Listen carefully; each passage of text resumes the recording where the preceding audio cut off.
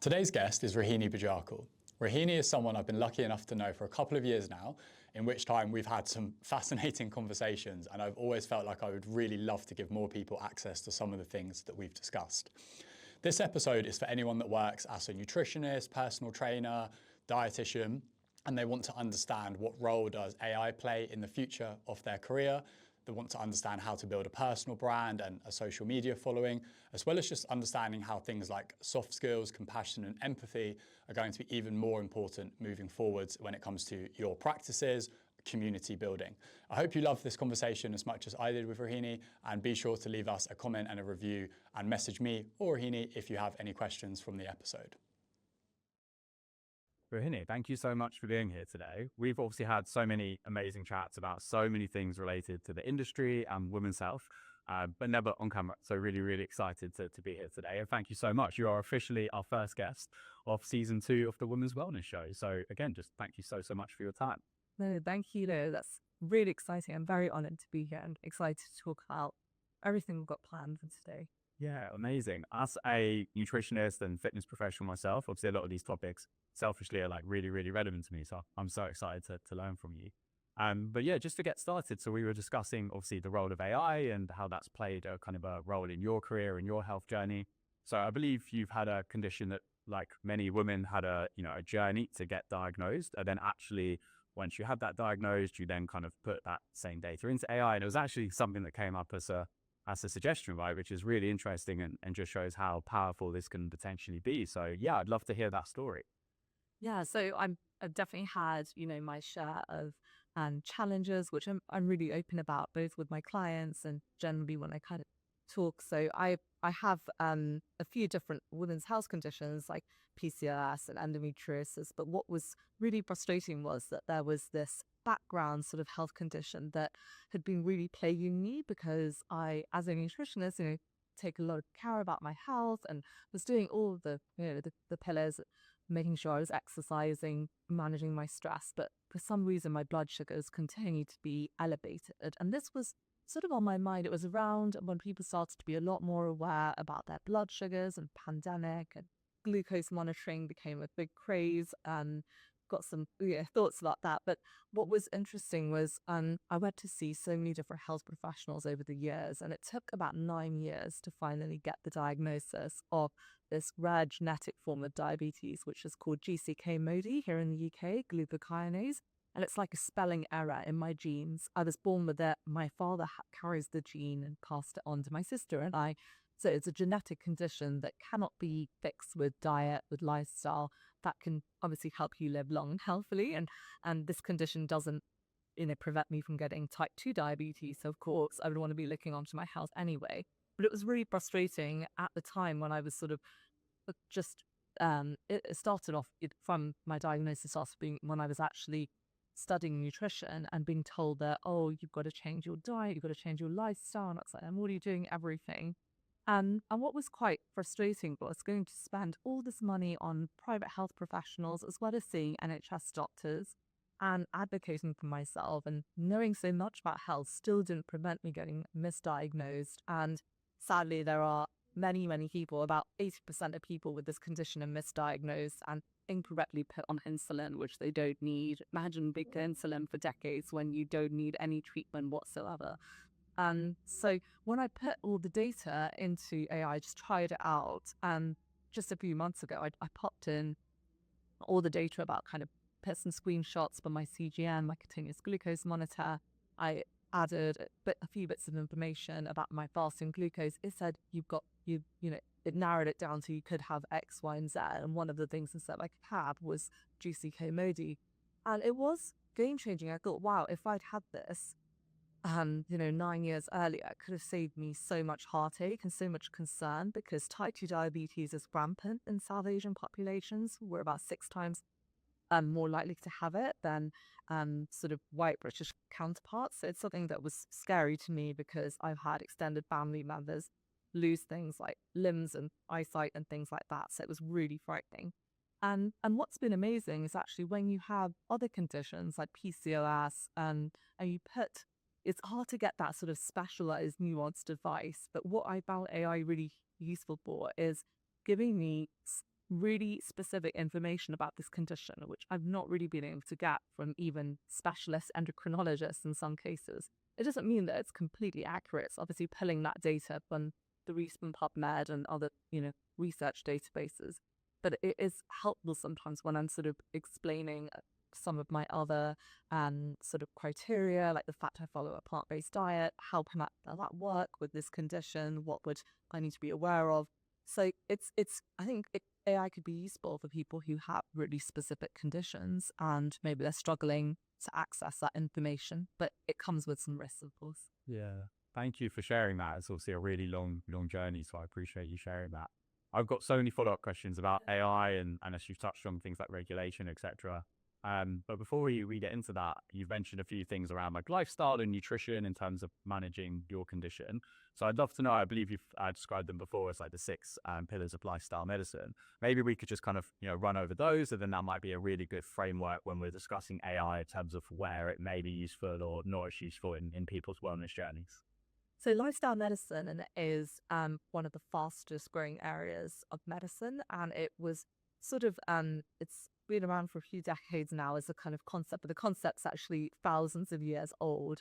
And the American College of Lifestyle Medicine sort of outlines these 6 pillars. And here in the UK, we have the British Society of Lifestyle Medicine, and lots of different societies around the world promoting this. And this is an evidence-based discipline. It's not alternative or complementary medicine, but it goes alongside allopathic or Western medicine. So it includes things like nutrition, movement, so that can be any movement of any kind, restful sleep, stress management, social connectedness, and reducing alcohol and avoiding tobacco. And of course, there is more specific information under each pillar. But I think as a health and nutrition and fitness coach yourself, these are things you probably discuss with every single one of your clients, and these pillars are sort of anyone who is worth their salt would be bringing it up in a consultation. But I think it was something I really care about, and I received my diploma and continue to keep that up because I realized that nutrition is just one piece of the puzzle. Someone could be eating a really optimal diet in so many ways. It could be spending a lot of time looking after their nutrition. But if they're sleeping 5 hours a night and they're skipping social meals to meal prep and they're isolating themselves, that's going to have a much more detrimental impact on their health than that piece of chocolate fudge cake. So it's a lot more nuanced, and being able to draw on these different disciplines is super important. And I think AI can play a really good role in terms of for behavior change, in terms of providing things like prompts to the user in a way that I wouldn't be able to do. It costs a lot of money for me to be there, constantly reminding the person about what to do. It can help to provide suggestions and help optimize.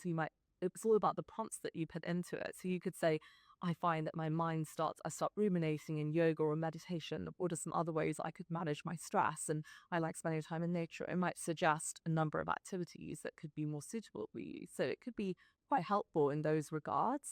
And I think in terms of people who are using these tools, they should be aware that it isn't that the information isn't always 100% accurate, and it's all about the information you put into it. So try to be as honest as possible and about things that you find challenging, and you'll get better information back. So it's what you put in that really counts for a lot with AI.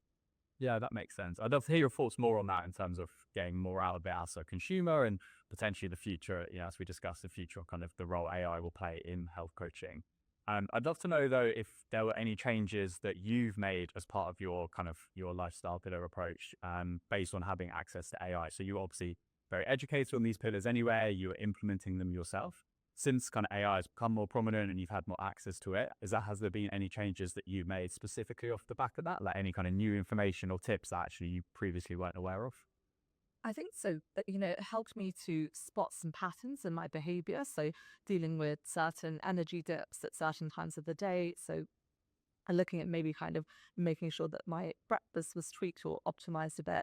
And then if I've had information, like I find the mornings really hard to prepare something like this, if it's suggesting a higher protein breakfast, like a tofu scramble with vegetables, and like that sounds great, but I don't have time to do that in the morning, it will then give me much better suggestions. So I abuse it to an extent within my own life. I would say that this is something I've been doing for over a decade, so I know this area inside out. But what I found it really useful for is sort of, yeah, getting a bit deeper when it comes to managing different conditions and looking at kind of what would make the biggest impact. So there are certain things that it might recommend that actually maybe someone would say would be good, but actually would be not very good for me. So high intensity exercise, I do find it can flare up my endometriosis, whereas I know some people with PCOS also find the same. And so actually having that information enabled me to tailor my workout routine a bit more. I think I'm someone that's already very in tune with their body, so it wasn't as much of a dramatic jump for me, to be totally honest. But I know that with clients and with other people I've spoken to, it's had a bigger impact. Yeah, super cool. So I'd love to know, like, practically, what does your kind of, how do you engage with AI? Is this something where you've got a little bit of a daily routine where you like check in with it? What model are you using? If you're happy to share that, is this like a weekly reflection? Or yeah, kind of what does that journey look like for you in terms of your relationship with AI, for a better way of putting it, and that ongoing kind of reevaluation process that you've alluded to? So I definitely don't use AI the way that I would use a search engine, for example. I'm very aware of the current kind of carbon footprint and just using it the way that you might use a search engine that doesn't really align with some of the values I have. I think that the way that I try and use it is to make sure that I'm delivering the best care to the people that I work with, or providing the best service to companies that I advise, and so on. I set up different projects for different things that I'm working on, and I also have my own health projects in there as well. So, I will discuss sort of my either health concerns or other things that are happening. So I find that a really helpful way of going about it. I also like to keep up to date with what is happening, what developments are happening. So a few weeks ago, Claude launched Co-work, which is a really fantastic tool for people who are self-employed or working for themselves. I don't want to sound like I'm shilling a generative AI, but it's pretty amazing to be able to automate some of these tasks, which would often be extremely time consuming for me. And I would sometimes use it to analyze food diaries or logs or large data sets where it's very difficult to for me to do that without spending a huge amount of time. And obviously my time is precious, it's expensive. That's time that I could be spending doing so many other things. And any small business owner knows how valuable their time is. So all of that has been game changing. And there are things that it gets really, really wrong as well. I think it told me the other day that I should be adding some coconut oil to my coffee. And I was like, firstly, that sounds horrible. I know it comes from a very diet culture trend of like bulletproof coffee. And I was sort of educating it, you know, coconut oil is higher in saturated fat than lard. It's not health food. So you've got to watch out for those things because it can be a little bit dodgy. But I think that just having that experience makes me much more confident in using AI, because it can be almost a bit narcissistic in its recommendations. It can be quite kind of confident, like, yeah, and you were just sort of going, okay, this is not right at all. So it's got to be used judiciously. Have you seen the strawberry videos? No, I haven't. Have you not? They're so funny. So few people have done it now. It's a trend where you ask AI how many R's are in strawberry, and it goes, there's 2 R's in strawberry. And you're like, no, and then it basically is just people having arguments with AI, and AI is telling them that they're just really funny to watch. There's kind of 2 directions I'd love to go in there in terms of the professional side of how you're using AI and how other coaches might be using it. But before we get into that, I think what you just raised there is obviously a really important point around whether that is how to prompt, how to spot misinformation, hallucinations. We know there's not 2 R's in strawberry. And I think that's really, really important, because what worries me a little bit about AI is I'm seeing a little bit of a trend where people just take it as gospel. Whereas I think when that old Dr. Google joke, everyone kind of knows just because you Google your symptoms, you take it with a pinch of salt, that may or may not be the correct thing that you're experiencing. And there's obviously some disadvantages for that, because as you've said, AI, maybe correctly said, one of the few things you're experiencing is something that took you a lot of time and a lot of money to get diagnosed. And that's absolutely amazing. Obviously, the flip side of that, though, is often then people think they have worse situations or conditions than they do. So I'm seeing this trend where people, because it's AI, they just think it can't be wrong. It's artificial intelligence.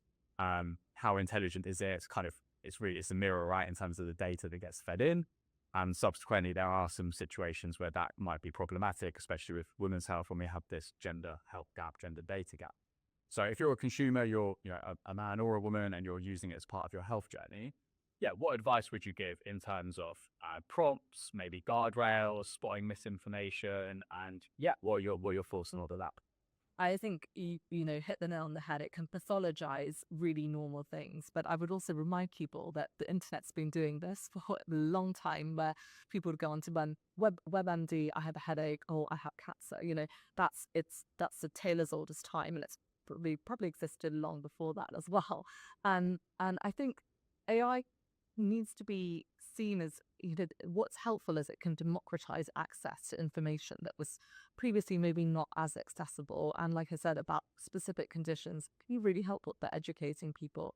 But again, it has a lot of quite worrying information. A lot of the data sets are male centric, or they exclude women or minority groups. So that's concerning as well, because as we know, until the NIH Revitalization Act in 1993, women were excluded from clinical trials.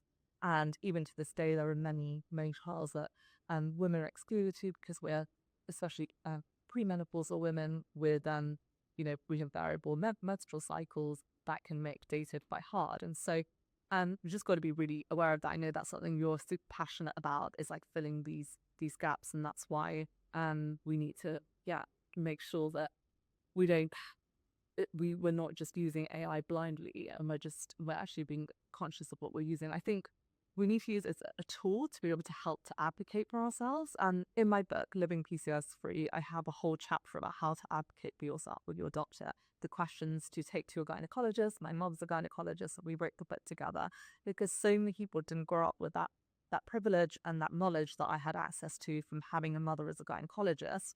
I already knew how to interact with healthcare professionals, how to advocate for yourself, how to vocalize issues, how to ensure that your pain isn't dismissed, although it's easier said than done in the healthcare system. So at least having these starting points, maybe using it to say, okay, how can I better prepare for this? Even something I do before I see a doctor is send the doctor a 2-page summary of my health history.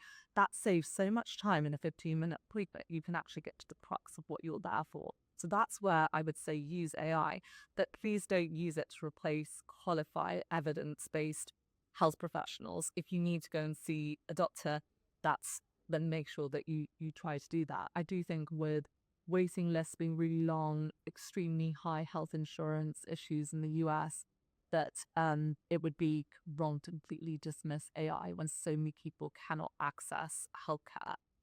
We're so lucky in this country to have the NHS, but I think use it as a tool to be able to empower yourself with information and education, and make sure that you are also looking at really good resources, whether it's places like Endometriosis UK, the NHS, and looking at PubMed, reading at the actual sources, because as you said, AI can hallucinate references. It could spit out something that isn't. It's looking at a study which has 6 subjects and it's taking that as gospel. So you've got to be quite careful. Yeah, no, there's so many great tips in there. You heard of Notebook LLM? No, I haven't. It's a little bit of work to set up, but it's a new Google product. I'm no way an expert, but I was playing around with it in terms of I put all of the endometriosis guidelines into this Notebook LLM. And then I went through and found about 90 studies off the top of my head where I was like, okay, this study seems to be well conducted. You basically feed it into the Notebook LLM, and then when you're engaging with the chat interface, it's only pulling for what you've put in. So essentially you can kind of create that, those different chats as I think you've alluded to, but ultimately it's still scraping from everything. So you can kind of create your own mini LLMs in terms of putting in any personal information you wanted and felt comfortable to. And also the certain guidelines, certain NHS recommendations, certain studies. That's maybe a bit limiting versus obviously everything that could be pulled from, but sometimes potentially that means you're more confident in what it's put it from. Interesting. Yeah, check it out. I'll definitely check it out. I think I'd give you access to like the notebooks that you create, if that makes sense. So I'd give you access to the Endo one. The other question I had for you on that was, you said about the accessibility, which I think is like really, really powerful. My whole narrative for starting Nexus was I was £250 a month for online coaching, and I didn't like that was inaccessible to literally my own mum, for example, when we were growing up. So that was kind of the narrative for Nexus, was to try and make access to AI personalized at an accessible price point. Do you see potentially a bit of a problem there where the people that might need it the most from an accessibility standpoint are potentially certain minorities where the data sets maybe aren't obviously coming from them in terms of training that models. And therefore, yeah, any tips in terms of potentially spotting hallucinations or misinformation? It's very difficult to, because it sounds so confident when the information is presented to you in a very articulate way. It can be very difficult to spot that without years of professional training, without the qualifications, the kind of continuous professional development that all registered nutritionists, dietitians, and so on have. So that's what the concern is. And I do think it can also exclude a huge amount of people. And there is little doubt about that. But as you said about the accessibility, we've got to put pressure on these systems to make sure that they are more reflected in things like the Notebook LLM. Like those are great examples of that. I don't know what the answers are. I'm not deep into the AI world, but I feel that it's going to be probably the people who need it most that also do suffer with some of the misinformation, because they may not have the tools to be able to parse out what is actually meaningful, what is useful. And it's not that useful to use AI unless you have knowledge of some starting point of how to decipher the information. I was putting loads of information into AI about B2B SaaS. It's not the kind of nothing about. I'm not going to be able to tell if it's real or not, or it's accurate or not. So I think you still need subject matter experts. And I will say about coaching, we know from so many studies now that the client-coach relationship is as important as some of the information it's given. It's sort of like the therapeutic effect of actually working with someone, helping someone feel seen, heard, understood is extremely powerful for behavior change and kind of transformations as whatever information that they're giving you. And it's sort of the way that you could say with lots of other health related things, say something like acupuncture, which actually does have more of an increasing kind of information around, or more evidence for its kind of suitability. But it's the therapeutic nature of us going there, lying in a nice dark room. The placebo effect can be extremely powerful, and even the placebo effect shouldn't be dismissed because it's huge. So I think it's kind of similar with the whole therapeutic experience of talking to someone, and sometimes vocalizing the issues that you have, or the challenges, your goals, saying what you want out loud.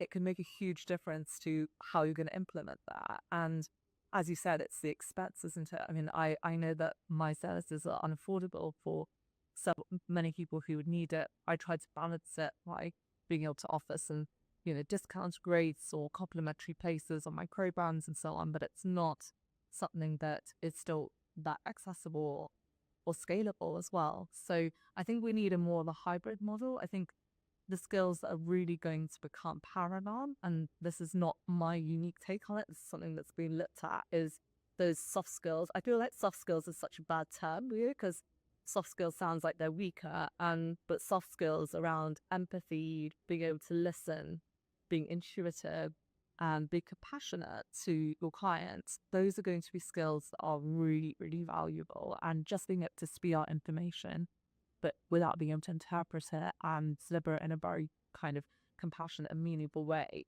it's not going to be that useful. So it's going to be the people who are able to do that, they're the ones who are going to stand out. I have little doubt about that. The health professionals. Yeah. Soft skills makes them sound so underwhelming, doesn't it? But now actually in this world of AI, more important than ever. And they're more important than ever with nutrition, because AI is definitely actually a bit more ahead when it comes to kind of hard medical data, because there is just more information out there. I think nutrition is actually so nuanced. There is so many different aspects. There isn't a one size fits all. There's genetics, race, gender, socioeconomic determinants of health, so many different areas that impact nutrition. So, it's actually much harder when it comes to nutrition if you don't have that personal touch and you don't have someone to guide you. And so AI needs to be used in conjunction with really compassionate, qualified people, is what I would say. I don't think it's going to replace the people who are at the top of their field and who really know how to work with people. Yeah, no, I agree. I mean, that segues brilliantly, and we've already started covering it in terms of, will AI replace me as a coach? I have one quick question for you though before I forget, and this might be highly specific to you and your relationship with your doctor. But I can just imagine that if I was to hear someone say, I'm able to email my doctor, a report a couple of days before, I know so many people are going to be asking, like, how? So if comfortable, please feel free to share a little bit more about that, because I know that's not something I'm able to do with my GP. So Yeah, it really depends, GP to GP. Firstly, the BMJ did a podcast recently about kind of how AI is being used in triadic care. Many NHS GPs are using AI. They may not be disclosing it. And there are issues with AI, major issues when you're handling data. I have to make sure that I'm registered with the Information Commissioner's Office. And it's scary if people are putting in someone's personal data into AI, which might have their name, their date of birth, their address, all of these things in there. So GPs, some of them are using AI, and already is what I would say. It may not be kind of official, but the BMJ has done studies around this showing that quite a number are. It really depends doctor to doctor. So there are NHS GPs, for example, who you can email the doctor's surgery and say, could you add this to my file, to my notes? And if you're seeing someone privately, of course, that would be a lot easier because you would contact them through their private secretary or whatever. And obviously private healthcare is growing in the UK, but definitely even through the NHS, if you're seeing specialists, which all of my diabetes care is on the NHS, but I have the email, and I can send across that sort of summary or an update. And doctors do spend a few minutes before you come into the room looking at your file generally. So it is really helpful to often call your practice up and ask. And if you don't just give up there. They say, no, you can't do that. Although I'd be surprised if they said absolutely no. I would take a printout and have a one-pager that you share at the start of the session. And, we say the same to people, try and take an advocate with you, maybe take your partner or a friend or ask for a companion in healthcare appointments, because I've been in many healthcare appointments. Despite the knowledge that I have, your mind just goes blank and you are like, why am I here?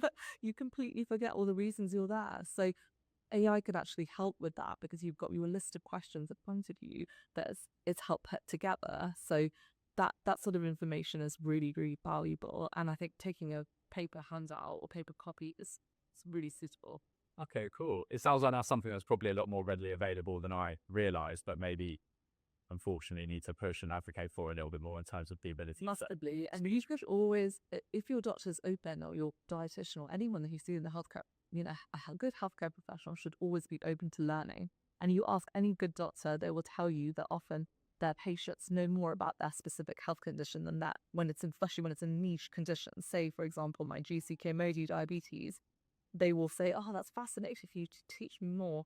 And I will often give them examples and say, you should, let your patients know about Endometriosis UK. They have loads of really great fact sheets and support groups, and they can access that information. So don't be afraid to also let your doctor know. I'm aware that not everyone has great experiences, and it can be hard, but I think preparation is key. It's like just try and make sure that you have everything that you can. It doesn't mean that it's always going to be the smoothest experience, even with all that preparation, but at least you've done what you can. Yeah, and you've got the right to request to change who you're speaking to, right? I know a few clients that have had to do that, and obviously that's not a nice experience, but people can do that. So one thing useful that AI recommended to me was to say, if you're denied an MRI by your doctor, say if you want to get screened for endometriosis, and ask them to put that in their notes. If they're denying tests or things, AI said, gently ask them to please put that on the record. You'd be surprised at how many of them no longer want to write that down. So, and it's not about individual doctors or individual healthcare professionals. It's just that it can help you to speak up. We find that really hard. Even the most competent people can become wallflowers once they're in the doctor's office. So, I'm a big fan of kind of using it to fill in those gaps. Yeah, brilliant. This seems positive. Yeah. I know we've started to touch on it already, but I would love to know your thoughts on if AI will eventually replace me as a nutrition coach, or how can I learn to work with AI? So maybe looking at 1 to 3 years ahead for any nutrition coaches, personal trainers, dietitians listening, how does their future career start to play out with AI? I do think AI is going to change a lot about the nutrition and dietetics industry. It's not entirely clear exactly how that future is going to look right now, but we can see already the use of things like AI chatbots. They used to be absolutely dreadful just a few years ago, and you can see already how much slicker they're getting. And And even things like the amount of work that went into making Claude, and I'm one of the kind of top generative AIs, trying to make it have a good personality and give it that kind of sense of compassion. It's quite interesting. So I think these chatbots are going to be used a lot more by kind of nutrition companies, maybe supplement companies, but also could be used by nutritionists like myself who might wish to have that on my website to initially kind of filter out or help the person visiting the site know what they need. So I think that would be an asset. I think the individual in nutrition and dietetics coaching, and you probably won't see people coming for just really straightforward queries like they may have had before. The same way that GLP-1s have completely shaken up the nutrition world, I think AI is going to be really useful to use to make things a lot faster, which we already talked about, things like logging nutrition or calorie tracking or creating meal plans, all of those things, handouts, information packs, all of that kind of stuff. But I think, is it going to replace you in a nutshell? No, because you have years of experience. You have that personal touch as well. You and you have a really strong niche as someone who's really passionate about women's health, but interestingly, you are a man, so a young man. So I think that is always a positive thing, to have a strong niche in this space and make sure that you are using AI usefully. Those who are not using it at all, I think they would be left behind, to be honest. I think it's going to slow them down so much. So I think making sure that you're using it strategically, but not to replace everything that you're doing well. And like you talked about sub skills, I think they sound weak, but they're not. They are absolutely key. And often you're there to provide that reassurance. Loads of my clients come to me and they're super smart people, but they sometimes need to be told to almost like reel certain things back in. No, you're doing everything really well in this area. Let's look at this. You need someone to sometimes read between the lines, pick up on things that they may not be saying. And a good example is, if you have disordered eating, you may not even be aware that some of your thinking or your patterns are disordered. You're talking to an AI and it might be telling you really quite unhelpful hacks and leading into more kind of obsessive ruminating patterns. If you have a touch obsessive compulsive disorder, or you find that you have a lot of health anxiety, it could make you spiral. So that's why having an actual person to guide you, that's really, really important. So I think there are areas of nutrition, the really straightforward kind of data tracking and things like that I just don't see the need or a huge amount of human input, apart from the sometimes looking at a little bit of the interpretation and explaining that to the person. But I think the other sort of nuanced areas, whether it's specific health conditions or it's areas that are really difficult, like trauma and eating or disordered eating or these sorts of things, where you need a person reviewed. Yeah. But it's on Zoom or in person. Yeah.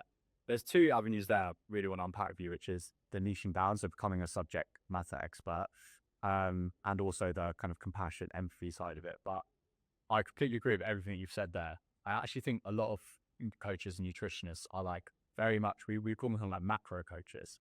They're not really, obviously you've got your expertise and you've got an annual degree, and it's a completely different standard and level of service that you'd be working with clients. So many literally do just calculate macro changes if needed, based on a very, simple formula, based on if someone's lost weight or not, very generic training program. Those people are quite possibly actually going to be replaced. I think they are. There's skills that are expandable, to be honest, and that's all that the person is. It's that those skills are already being effectively replaced, and they're doing it very fast. We've used AI. Even in 30 seconds, it can analyze a week's worth of food diaries or whatever and come up with things. So I agree. I think that's a little bit of a concerning area, and I think we're seeing this in so many different industries right now as well. So this is probably where it does get a bit dicey for people working in the well-being, wellness, fitness, nutrition, coaching area. Yeah. I'm really curious because you said concerning. Maybe this is just me coming from more of the bodybuilding side of the fitness industry. I don't look like it now, but I did a few men's physique shows when I was a lot younger. A lot of those coaches should not be coaching. So when you say concerning, I'm actually quite excited about it, in a way. But yeah, of course, the lack of regulation in these industries and is worrying. Just because you've got a six-pack, it doesn't make you an incredible coach or an incredibly qualified person to be giving out advice. Your body is not your business card. So it's kind of the same as so many areas that, just because, I don't know, someone got pregnant the first month, they can't suddenly call themselves a fertility coach and tell women that they need to change their mindset. And I think that if it's going to help really, make people stand out who have invested in that sort of the client relationship and understanding it and being able to be, a true thought leader in that space, that to me is a good thing. But of course, for that individual, it's concerning. Yeah. Not as much, I think, for people who really respect the discipline and the training. And if, you have to keep up with continuous professional development. I'm constantly attending webinars, conferences, reading out the latest studies. It's not glamorous work, but it's why I think that I know what I'm doing when it comes to my work. And so I think those sorts of skills are really, really valuable. And those sorts of people are really valuable to ensure that you have the best kind of quality advice. And I just see AI as being a useful tool so I can keep doing stuff that I love, which is working with people and not spending loads of time doing things that are just draining my time and resources. Yeah, no, that makes sense. So I think there's like three, in terms of your, your coach, nutritionist, trying to make sure you stand out, stay ahead. We've spoke a little bit about, the soft skills, and we spoke a little bit about compassion and empathy. Let's talk a little bit about, and you mentioned AI being useful in your website, maybe like a signposting tool. So let's talk a little bit about the kind of personal brand or social media side of it. In general, you've obviously done an amazing job with that, and then potentially segueing into like how AI might be able to support in that content creation, for example. Yeah, thank you. I think when it comes to personal brands, that's something that's been given a lot of attention now. That kind of something AI can't replace is like, something to stand out in this world is to have a strong personal brand, and that whole sort of everyone's an influencer thing. And I think having a strong personal brand in pretty much most industries is helpful. I think trying to go about it by hacking the system and going, which niche should I have that's really specific, and I should go into that. If you don't have that passion for that, the curiosity about it, maybe even the experience already in that, then that worries me a bit, because I definitely went into the areas I did from that personal experience, struggling with things like PCOS and endo, but also and my family background and so on, with the gynecologist for a mother, that I felt really desperately that I want to help people. I want to spread information. I'm someone that loves to tell people about things. If there's an app I love, I mean, there's I was going on about an app just before this, and if I've seen the TV show, I will tell all my friends. I will be on WhatsApp today, and you have to watch this. I'm just a sharer by nature, so and I think that it's a kind of a similar thing. Social media is the ultimate sort of office cooler. Like, you just get on there, you start talking about whatever you're passionate about, and I think that is the best way. Of course, if someone said to me, my dream is to be a junior copywriter right now, I'd probably get another dream. It's not quite right. So it's like with anything, there's got to obviously be a sort of business element to it. You've got to have market and audience for it.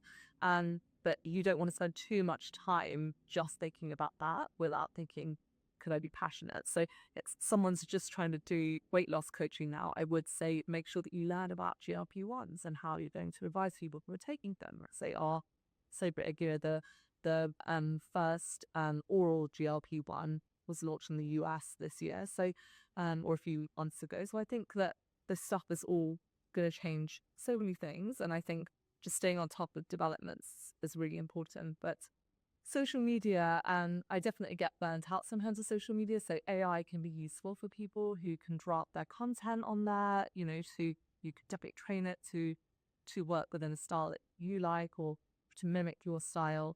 But I say it's quite obvious when things are AI generated. LinkedIn is just full of it. What losing my dog taught me about,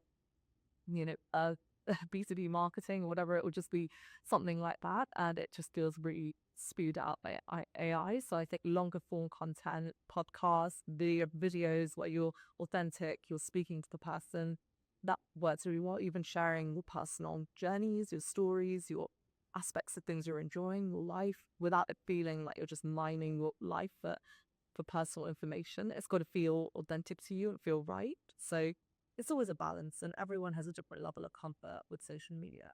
Yeah, of course. This, you might not have an answer to this because you've said someone or two that love sharing, and yeah, absolutely. So in 30 seconds earlier, you're like, have you been on this app? I'm like, I love this. We'll go pick up some food from the Pret next door after. So maybe you don't really have too much force to this, but I think a lot of people listening would go, okay, it sounds like your personality, like social media is a good distribution channel for that. But if you're someone that's like, oh, I don't love sharing and kind of turning up, have you got any tips for that person to build personal brand, build credibility? And it might be that then social media isn't the right mechanism for them. So yeah, for someone that maybe isn't like you and doesn't want to kind of share as much, any force in terms of still building that credibility? Yeah, definitely. I think, you know, not everyone, I guess, is a sharer, but ultimately, if you're a coach, if you're a health professional of some kind, then education is a big part of what you probably care about, helping people to become better versions of themselves, helping with behavior change. So that, use it as an education, think of it as a way to educate others, and that you get to speak to more people. And rather than it needing to be, I don't know, you and your partner going out on holiday, or you don't need to share those personal aspects of your life. There are many people that do not put their partners, their kids, quite rightly say, like, you know, on social media, that they find other ways to be authentic because they have a discipline they care about, and they are sharing that in a consistent way and showing up regularly. So there are ways to do it, that it's a job like anything else, and you've got to treat it with that professionalism.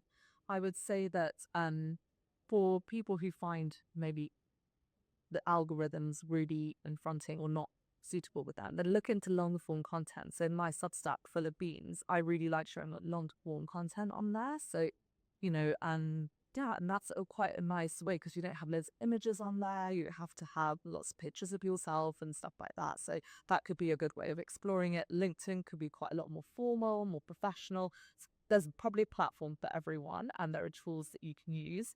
But social media is kind of seen as this like one big thing, but actually each platform is so distinct, isn't it? Wouldn't you say that there's something for everyone there, that you've got to kind of treat it as something you've got to integrate into your business, but don't feel you have to be everywhere all at once, because you just get so exhausted.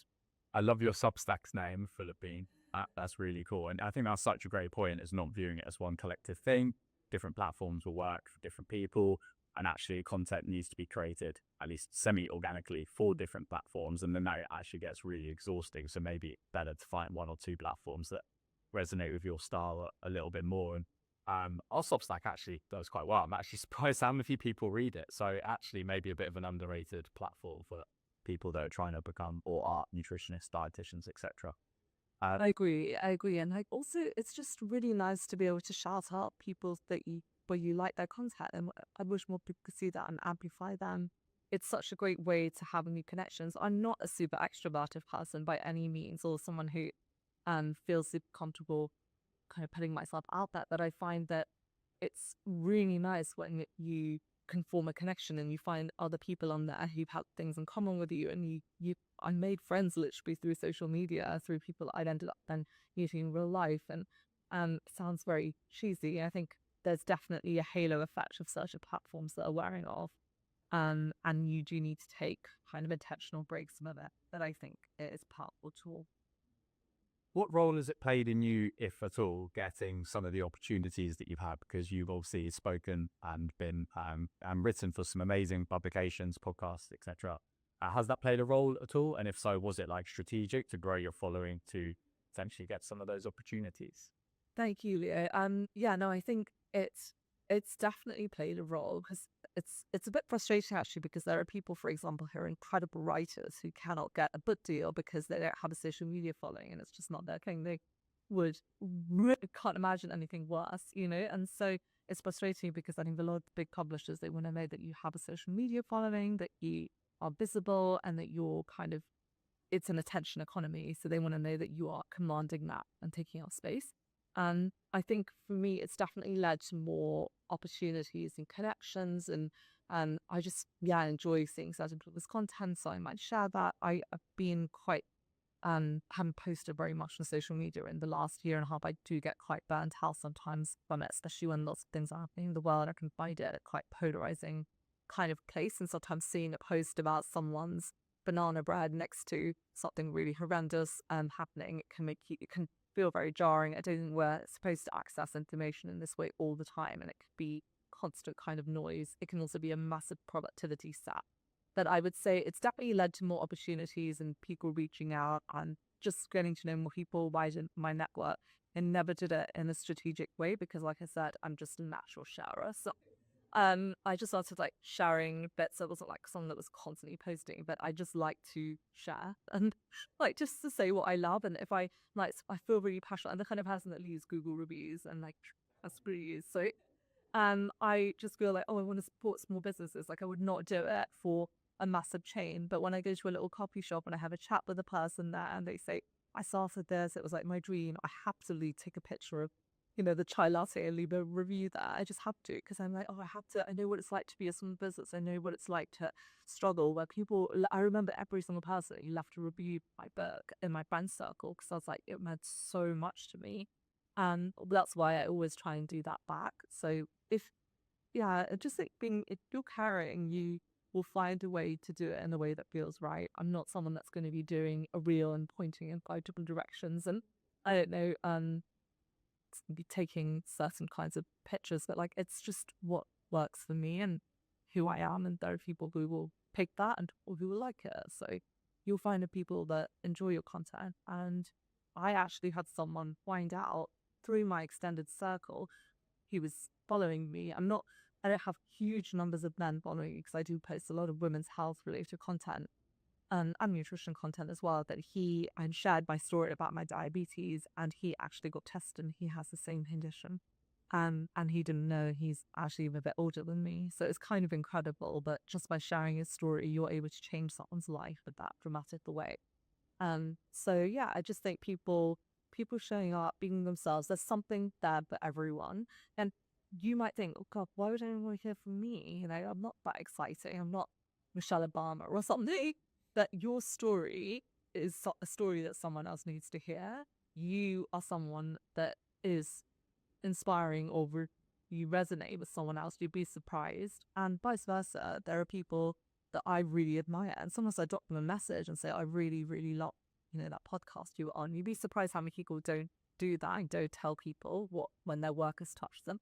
So I think all of us doing that more, just drop an email to someone whose work you admired or whose restaurant you loved, and it could just make their day at least. And it's a nice thing to do to pay it back. You are, I mean, I knew this anyway, but you are an amazingly kind of compassionate and empathetic person. And you reviewed our app, which was like so kind. And for what it's worth, you're way more interesting to me than Michelle Obama's. I prefer your content. Yeah, I think remembering that, yes, do you need to share every single aspect? There are people who share loads and loads of stories all the time, or do you need to just show up in a way that feels right for you? It could be once a week, it could be once a day, but just you've got to make it work for you without feeling exhausted by it. I think the world can be an exhausting place. So don't lose that passion that you have. And when I'm feeling really down, and sometimes that can feel scared, even these conversations around AI and the fact that they are run by billionaires who don't have everyone's best interest clearly at heart. Sometimes I feel really overwhelmed about the future of this profession that I went into. I retrained as a nutritionist. I was in public relations before, so I definitely know about how to reach out to newspapers, and that's why I got some of those opportunities. I know how to work with journalists, and I think journalists like people who are very punctual, diligent, who can have interesting takes on things and who are going to be reliable. Ultimately, journalists don't have time to waste. They want to know if they email you at 10 p.m. on a Friday, are you going to respond with a quote? And I am that person who will, so they'll just keep coming back for that. But when I think about the future, I do get overwhelmed, and what I keep coming back to is don't forget your why, like why you went into this profession. And there will always be a place for people who have those have that kind of conviction in that. It might mean pivoting, it might mean exploring different opportunities. I'm doing a lot more speaking opportunities with corporates and going into companies and talking about women's health and nutrition and other areas, because an AI bot can't replace me being in the flesh or on Zoom in that way. So I'm thinking about this strategically, but it's still related to my field. I'm not ready to leave the nutrition industry anytime soon. Yeah, powerful. Thank you so much for sharing that. Something that I know we touched on before that you wanted to maybe mention was around AI accuracy in kind of people's fertility journeys. I know we've not got to that yet. So yeah, please feel free to share some thoughts on that. Yeah, so I think, the fertility industry is a massive industry. I work with lots of people going through egg freezing, IVF, different types of fertility treatment. It can be a really long, grueling journey for many people, and even people who are not doing fertility treatments, having more data around things like cycle tracking and so on, it can be really powerful. And I think that what's happening in the fertility industry is similar to what's happening in the nutrition industry a few years ago, where it was all about personalized nutrition. And we were thinking, okay, is it actually personalized, or is it a program that is sort of actually saying stuff that's quite sensible with maybe a few tweaks here and there, without naming certain companies' names? I've seen this a few times, and you can see it around supplement websites where it's like personalized advice. I'm not sure that it is truly personalized, and we're quite a way off from having truly personalized approaches. And I think it's similar with the fertility industry. There is a clinic in London that's offering AI integrated fertility. So they're using AI to predict outcomes. So the number of chromosome lunar embryos someone would get, or the success of a certain cycle, or the responsiveness to certain medications. I don't think that it's actually being used in that way that is super transformative yet. I think that it's an exciting area because clearly there is more and more data in this area. It's a very expensive field of medicine. It's very expensive with a consumer. Few people can access it. The NHS slash funding so many areas. So anything that makes it more efficient, that makes it more effective, and has to put the patient through fewer rounds of IVF, and is amazing. And I think that it can be used really effectively to synchronize and all the different kind of people working in that space, and maybe give people a lot more access to information around their fertility. I just think that it's, again, with fertility, how much research is actually being done to support women in this area. It's another big data gap. So it's something that is exciting, and I think people should definitely look at and talk to their clinics about as they're going through that, or use it themselves. But just be aware, again, of making your body feel like a problem, like a spreadsheet to solve. You don't want to feel having too much information can sometimes also be very, very overwhelming without someone there to guide you and reassure you. So it's not always a benefit, especially in an area where stress management has a role to play. So you just always want to be a bit careful, because you can get sucked down and go to a black hole just looking at numbers and feeling disconnected from yourself and from who you are. Yeah, it's really great advice. Thank you. Is there anything now in hindsight that you feel like we should have covered, or anything that you'd like to add to those points so far? Yeah, let's say that, there are some ethical quandaries when it comes to AI, and a lot of concerns that governments, kind of researchers, scientists, other people in this space are sort of expressing. And I am by no means an expert in this space whatsoever. I'm just a nutritionist and women's health expert that's kind of trying to use AI to speed up what I do and to make myself better at what I do. And I don't think there's a shortcut to working really hard and trying to do the best for the person. So I just want people to know that I'm by no means an expert, but there's just hopefully some food thought to start thinking about it. Maybe you've never used an AI tool before, maybe you use it all the time, but these are things that haven't occurred, or these are kind of things that you've already thought about, that you're discussing with colleagues. But I'm definitely interested, and I'd love if anyone has any extra thoughts from this podcast, and definitely leave a comment or reach out to Leo and I, because it's always interesting to hear what people think. Definitely, spread the word about it if you think it's interesting. I actually feel more optimistic and excited about the future of AI than I did 60-ish minutes ago. So genuinely, thank you for that. I know you'd mentioned your book, you mentioned your Substack already, but yeah, where can people find those and find out more about you and where to connect with you if they aren't already? Thank you. So my website is rohinibajekal.com, and I see clients one-to-one, as well as have a group program for women with PCOS. And probably the best way to connect with me is on Instagram. I'm just at Rohini Bajekal, and I generally respond to pretty much everyone. So if you do message me, I'd love to hear from you, and hopefully bump into you future event or yeah, maybe in real life. So that'll be great. Thank you so much, Leo. And yeah, thank you for having me on this podcast, because I feel like we just need to keep having these conversations as health professionals and keep discussing what these things are. And I'm sure I'm going to keep changing my mind. I'm sure even in a few months I'll have a different take. But it's just interesting when there's big things like this that come up. We don't know exactly what's going to happen. I think it could be seen as a threat or as something that we could use to our advantage, and we're smart about it. Yeah, no, I definitely feel more excited than before this chat. So thank you for coming on and sharing that. And yeah, thank you so much for being the first guest. I was confident enough in the setup to get you to give me your time, thanks to George. But ultimately, that was a little bit of a guinea pig one with the equipment. So genuinely, thank you so much for it's like a 1 week turnaround as well. So I really appreciate you.